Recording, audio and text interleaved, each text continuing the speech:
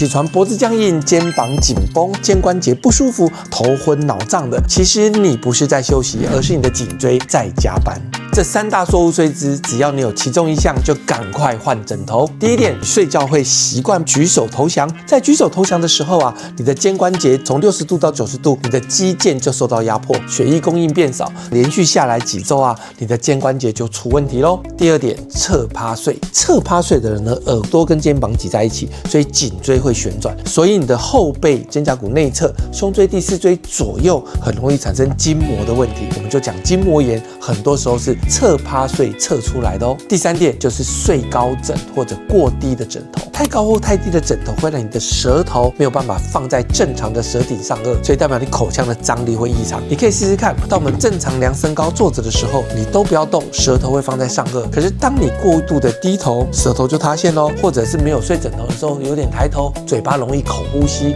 舌头也会塌陷。所以舌头没有放在对的位置，就容易会睡觉打呼，打呼严重一点就会造成呼吸睡眠睡到一半会终止的问题。刚才讲的这些问题，你有没有中标呢？我是筋膜调理专家郑云龙，用我20几年脊椎保健跟筋膜调理的经验，为大家推荐全方位专利舒压枕。在这个舒压枕上，你躺下去会感觉到你的颈椎被完整的包覆，头颈包覆之后，你的仰睡非常的轻松。那么特别是第二点，我们侧睡的时候，它的高度经过特别的设计，让你容易翻身之外，完全不压肩哦。这种蝶形设计是我们很强调的重点。第三点，在我们颈椎睡觉的时候呢，透过适当的支撑，你会感觉到你的呼吸会比任何的枕头还要来得顺畅。你还在用这样的枕头吗？这2颗枕头呢，它没有仰睡区、侧睡区的分别，而且没有结构，这样的枕头赶快把它丢了吧。为什么全方位专利舒压枕会有仰睡区、侧睡区这样的分开的高度呢？因为每个人的身形是不一样的。来看我哦，我的肩膀的宽度是这么宽，所以在这么宽度，我在侧睡的时候，我的支撑是需要比较高的，否则我如果比较低，我就会去挤压了嘛。可是我的仰睡呢，我的头型是比较一般的，但我的胸椎并没有驼背，所以我这个空隙呢是比较小的，所以我仰睡区需要的高度可能只有这样，但我侧睡区需要的却是这样。这2个高度必须都满足我，